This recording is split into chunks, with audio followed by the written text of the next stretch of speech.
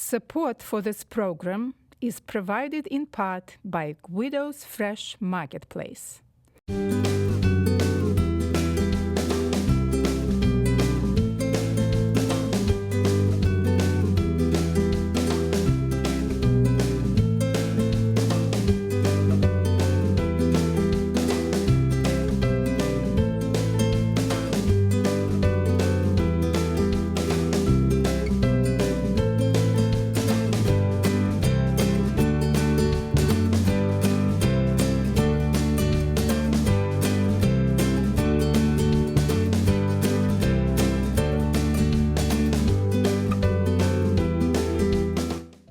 Welcome to my cooking show, The Natural Cook.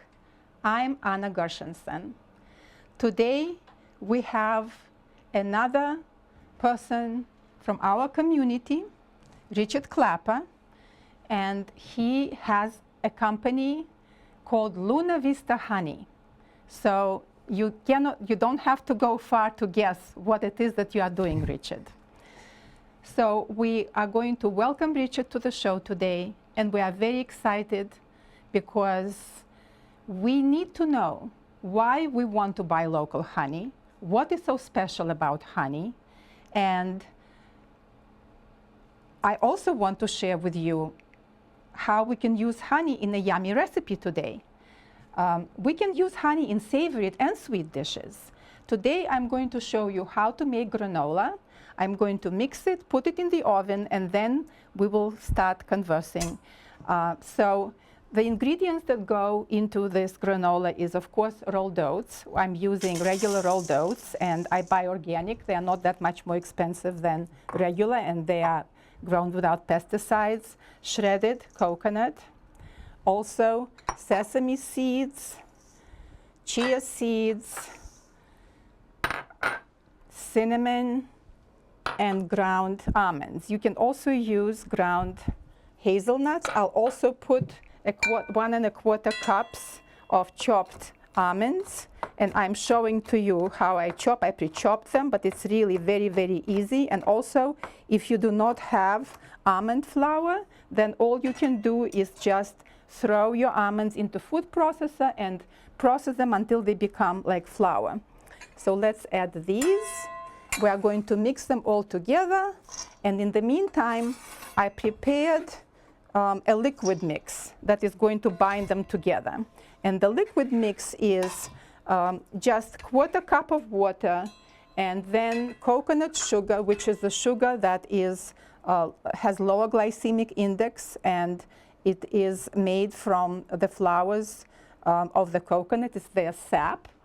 And also, we are going to put there, you can use just honey or also combination of honey and maple syrup.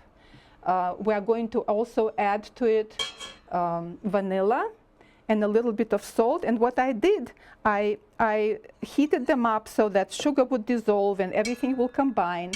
And now we are adding an egg white. And the reason we are doing it is because we like these clusters in granola. And we are always looking for them, right? Kind of like these nuggets.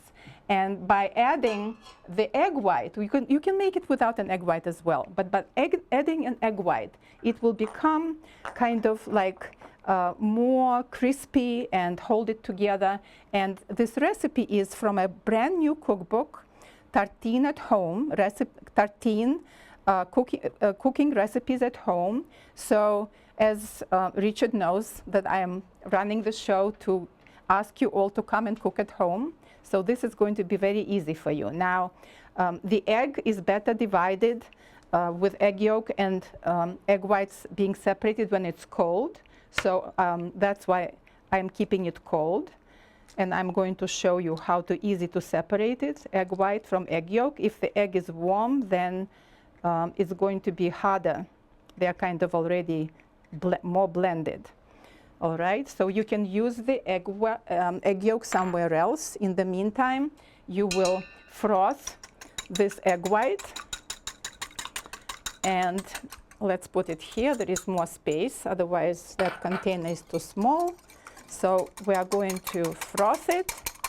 Add some olive oil. You can use also coconut oil. Make sure that you melt it before you use it if it's not summertime.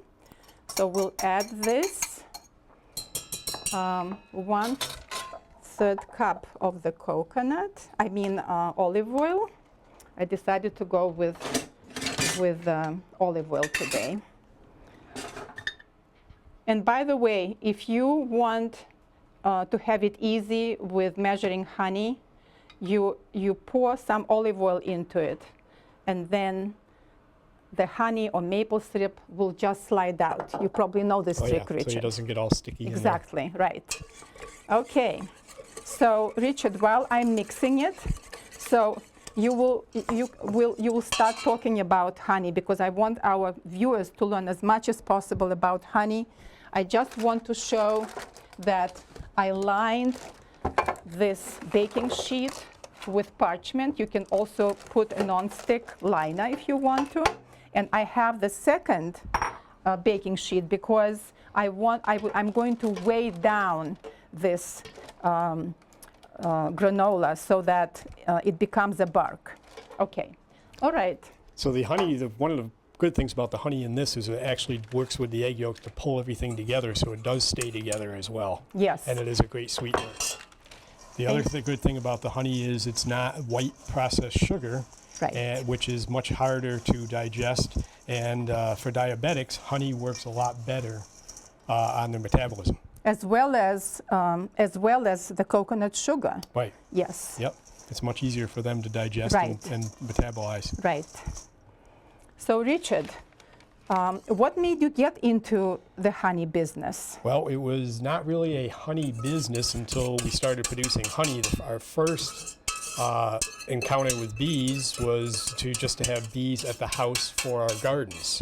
We have quite a bit of gardens at the house, and we decided that honeybees would be a good thing. After that, when we started actually getting into many hives, then we were able to produce enough honey to be able to have some for sampling and sell some at the farmers markets. We do quite a few farmers markets. Yes. But the original thing was just to have bees at the house for our own gardens and pollination. Well, we are so fortunate because we talked with Richard, and we are both agree, and you can read it anywhere, that you should really go for local honey.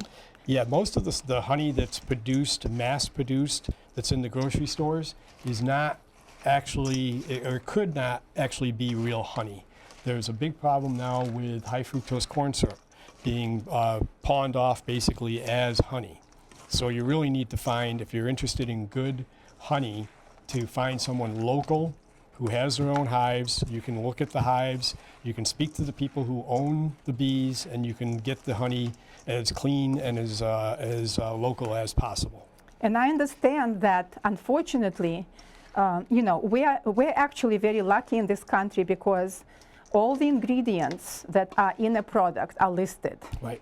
And have to be listed. Yep. And this is what I learned when I came to this country, because I could really become an educated consumer. However, when you buy honey, you don't really know where it comes from. No, unfortunately, there's been quite a problem with the honey coming from different countries, pawned off as honey, but it may not actually be honey. So like I said before, you really need to just find people who are local beekeepers that produce honey locally, and you can buy it at farmers markets, you can buy it locally from them. There is actually the Northern Berkshire Beekeepers Association, and most of the people who are in the club produce honey and sell honey at like farmers markets or to friends and family and stuff like that.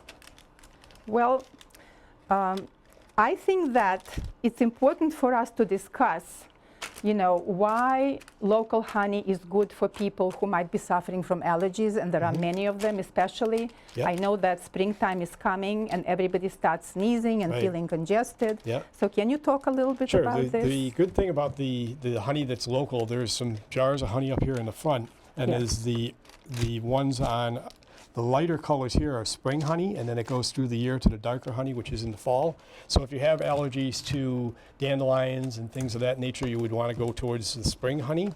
because now you're getting a microscopic amount of that dandelion, which will help build up your immune system. Yes. If you have allergies towards goldenrod and things that are in the fall, then you would want to go to the darker honeys, Yes. which are made more from the goldenrod and later things in the year.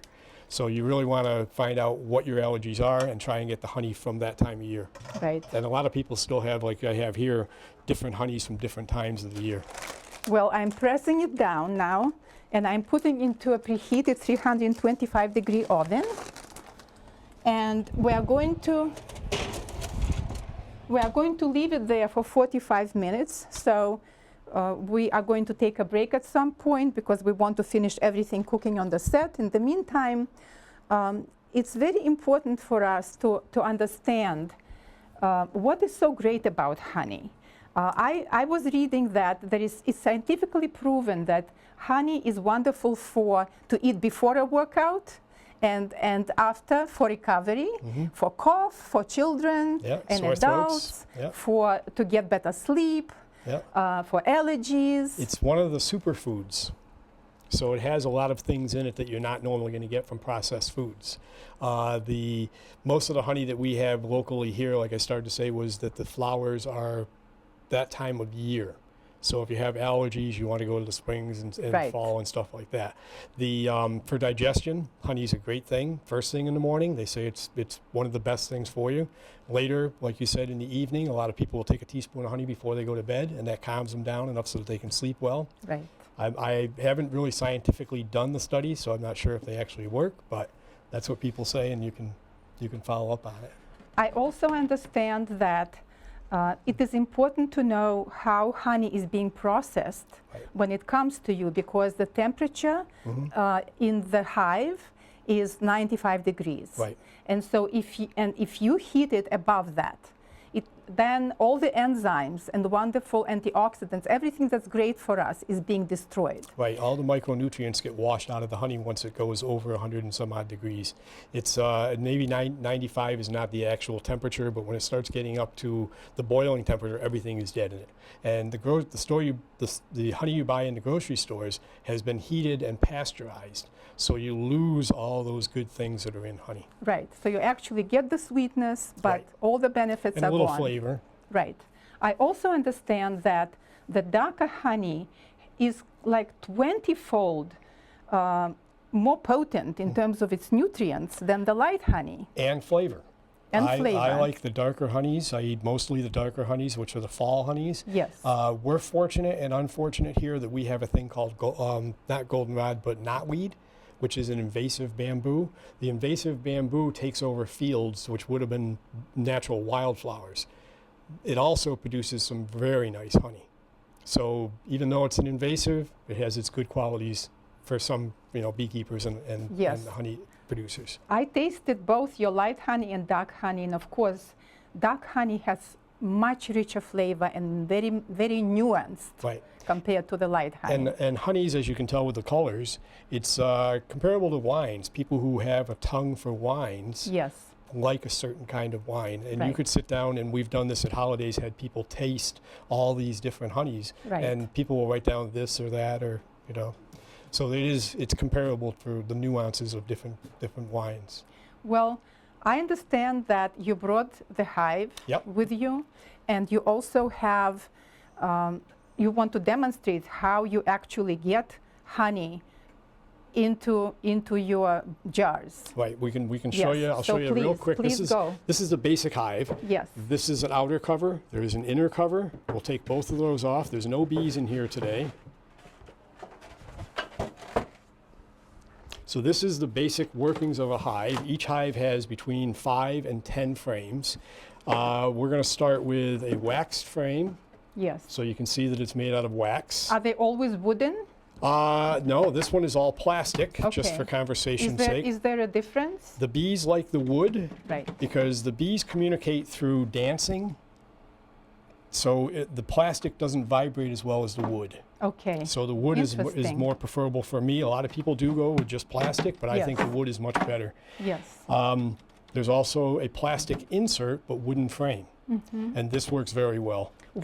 What do they have to communicate? What do they communicate to each other? They communicate where the flowers are that have the best nectar or pollen. Okay. So when a bee goes out to the forage and it comes back, it will go into the hive and it will do a dance, a waggle dance, where it will start moving around in certain positions and wiggle and move to another position and wiggle. And as it turns around, it tells the other bees the direction from where it is of the sun, what direction the flowers are going to be in for the best pollen and nectar. Okay. So they do that, and it does vibrate through the wood a little bit better. So this is a frame. This one here has the actual pattern on it. So it has a comb pattern. Yes. After a week or two, they will build it up so that it's all wax. So this is all wax that the bees build themselves. They have a gland on the side of their body, which exudes a little microchip of wax. They put them all together and make this. So after a short period of time, they will have that built up. This is one that I put in that was no foundation. Yes. And the bees started to build their comb. Their own, right. So if the bees are working on this one and the bees are working on this one, when they put them together, they will actually work. Right. So they're architects as well as just being producers of honey. Yes. This one here is the one we're going to work with today. Okay. And this is a frame that is full of honey. So sometimes you would sell at the market just slabs of it. Right, of comb honey. Right. Yeah, you would cut out just pieces of comb honey, and you could put it into a glass jar and sell it that way. People love it because it has the wax, which has its own properties to it. Yes. You can't just eat a bar of wax, but you can eat the wax with the honey, which is actually not bad. And then you spit out the wax. Right, yep. And what's in wax that's good for us? There's a whole bunch of micronutrients in it. It isn't really anything that is totally digestible, but there is micronutrients in it that you can get out of it. But then you also get them, as long as the honey is not heated, you also get them in the honey. Yep. Right. Yep.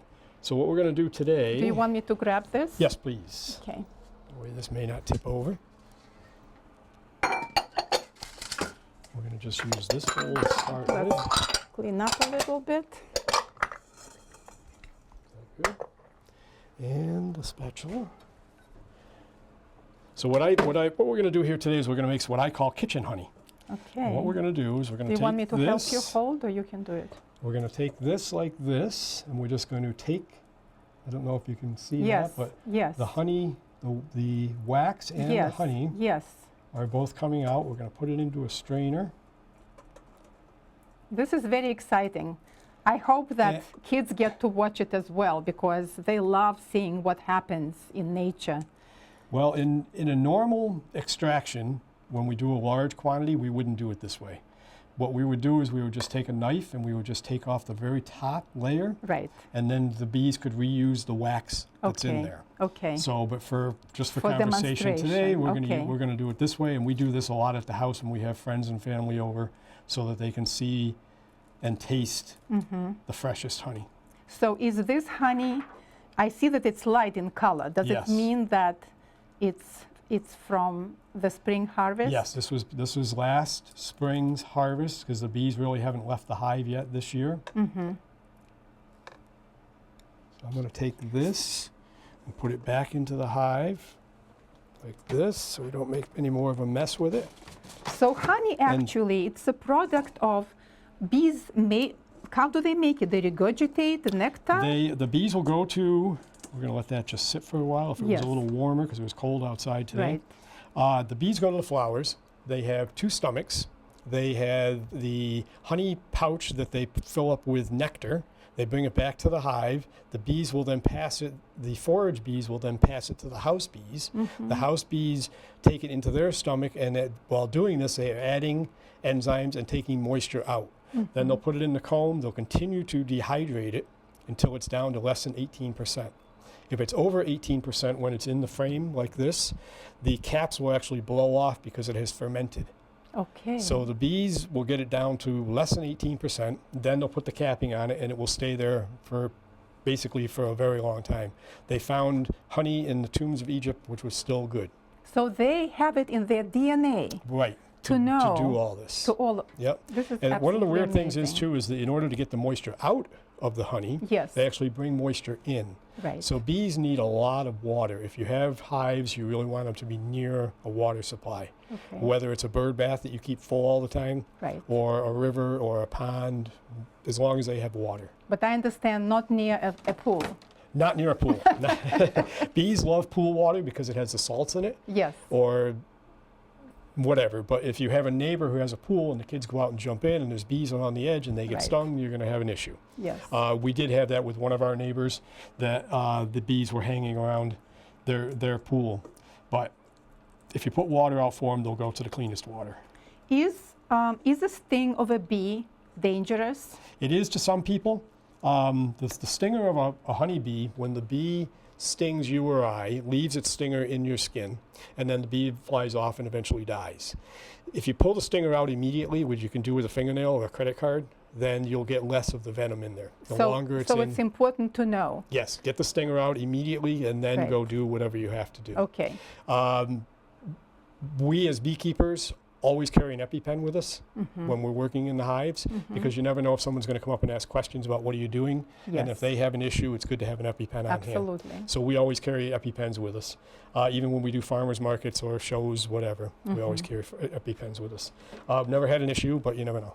Yes. By the way, Richard comes to our downtown Pittsfield Farmers Market, and this is where you can find him. He sells honey in different size containers, as well as they reuse the beeswax to make candles. Candles, yep. And so we are trying to filter it. Yep. If it was a little warmer, like I said, it would Right. be a little bit better, but we'll get the idea. So we were talking about the quantities of honey. This is a 16-ounce jar of honey, and it takes 1,100 bees, 112,000 miles, and 4.5 million flowers to produce this much honey. So when we do things like this, I try not to waste even a drop, I can because imagine. it takes the bees so long to process the honey and store the honey, and then we steal it from them. So you try and be very conservative with not wasting and not dripping and things of that nature. They are really very, very hard workers. So are you saying that they actually forage within a certain perimeter, but they make so many trips that Right. it adds up? Right. A normal bee will go 2 to 3 miles. They can go further than that physically, but they burn more calories going to the 5 mile than they would if they just stayed within the 2 or 3 mile. Right. So it's better for them to be in a 2 or 3 mile radius. Right.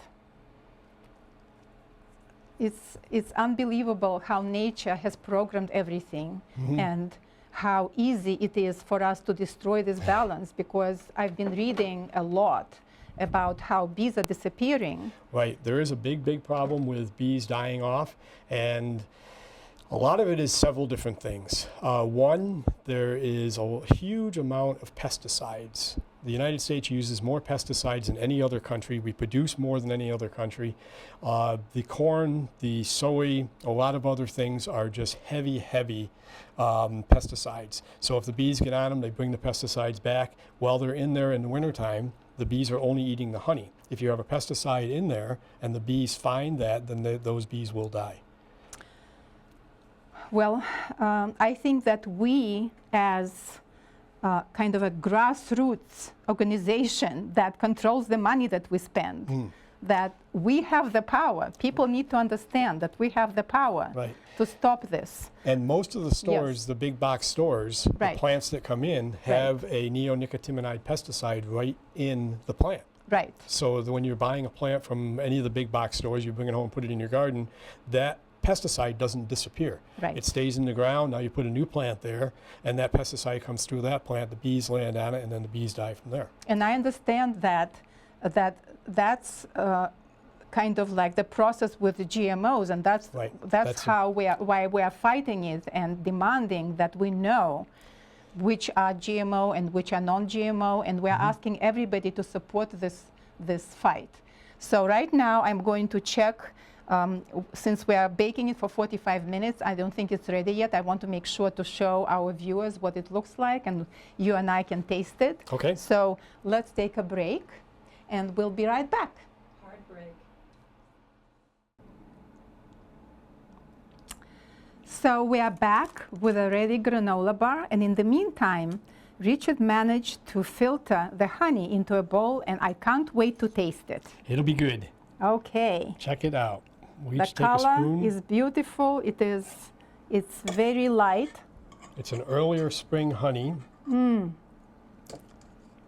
It's just amazing, especially when it is like a little bit warm, so all the flavors come through and it blooms in your mouth. That's very good. Thank you. So That's very good. I understand that bees are our pollinators. Without bees, there Right. wouldn't be any fruits, vegetables. We would lose probably 70 to 80% of the green things that we have. All the fruits and vegetables, nuts, zucchinis, everything from apples to zucchinis that are in the grocery store would be gone. So we really need to keep the pollinators. Unfortunately, what's been happening with a lot of pollinators is that they're being used and abused for our benefits. We now should take most of the bees that are in the United States, send them to the almond crop in California. From there, they go to Maine for blueberries because we have to have our wild blueberries. From there, they'll go to Cape Cod, and then they'll go back down south, and then next year they'll start the whole process over again. Unfortunately, during that process, quite a few bees are lost because we're after money as opposed to keeping the bees alive. So maybe it's not the best formula, but in order to produce the amount of product that we need, that's how it has to happen right now. It's So not the best thing. So we need really to preserve our bees and Yes. keep them strong. Yeah. And support local beekeepers. Yes, and absolutely. And I also understand that if we are applying insecticides and pesticides to Right. our lawns, Right. then what do we do to our bees? Most of the insecticides and stuff that are put on the lawns will kill everything, not just the bees, but it does get rid of a lot of things. My thoughts are is to let your lawn just grow, have some dandelions. It's a good thing. We don't need to kill everything that's out there. The products that you're buying in the grocery stores for flowers that you buy at any big box stores have pesticides and insecticides right in them. And if you put those in the ground, once again, you could lose your bees from that. So try and buy the cleanest plants that you can and buy them from local nurseries that are growing organic fruits and vegetables. And another reason to visit The farmers markets. Pittsfield, downtown Pittsfield Farmers Market and other markets, Yeah. because they bring flowers with responsible growing. Yep, gardening. And knowing that we need to keep the cycle going because we are going to be robbing ourselves. Right. So let's try now this granola bar. Here, Richard. Very good. Thank you. Looks great. It baked, and actually, as you can see, that it is darker on the underside. So if you want to get it darker, so what you can do is, first of all, I removed the sheet maybe during the last 5 minutes to get it chance to get darker, and you can put it back into the oven and just watch it closely. So what do you think? I think it's very good. Well, this is a wonderful snack. It has a lot of fiber and nutrients. Unfortunately, the enzymes that we have are gone because we heated it. Yep. But still, honey metabolizes very differently than sugar. And so it's a good idea to use honey or maple syrup so that our sugar doesn't spike and insulin is not being produced. So thank you for coming to our show, tuning in and watching. And please come to the farmers market and support local bees and grow responsibly. Thank you. Bye-bye.